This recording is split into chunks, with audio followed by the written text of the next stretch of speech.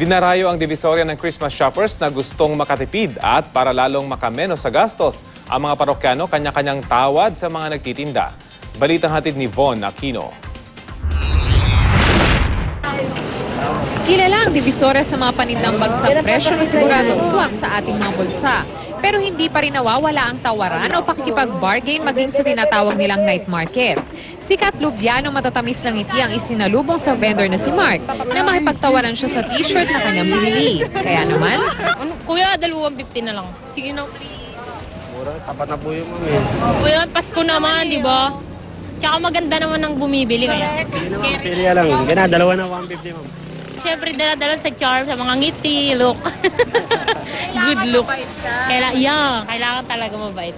bakit mo binigyan ng tawad sila ate? Magdi-December naman po naman kasi mami, kaya binigay ko na rin po. At saka nakakita ko sa kanya eh. Nakamenos naman si Jen ng 50 pesos sa pantalon na kanyang binili para sa kanyang anak. Ate, magkano po ba? Binigay po sa tao mo 300. Pero ang bentahan namin ito 350. Benamano lang. 300 na lang po. Payag kayo na eh. Payag, Benamano. Ngayon naman, ako naman ang susubo kung paano tumawad. At ngayon may dala akong 100 pesos at susubukan ko bumili ng blouse. Yan, may mili mo na ako. Kuya, magkano yung mga ganyan nyo? Ito kuya, 100 pesos na ito. magkano po? 100. Pwede ko bang bili ng 50 pesos yan? Ang ganda lang ako kasi mababa na yung bentahan namin talaga niyan. Hindi pwedeng 50. 60 pesos. Sige, 80 na lang, te. O, sige sa 18. Okay, sige. Thank you, kuya. Yan. Nakatipid ako.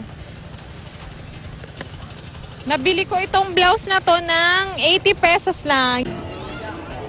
Ayon sa ilang nagtitinda, nakakatulong din kung minsan kapag mapilit ang customer sa pakipagtawaran.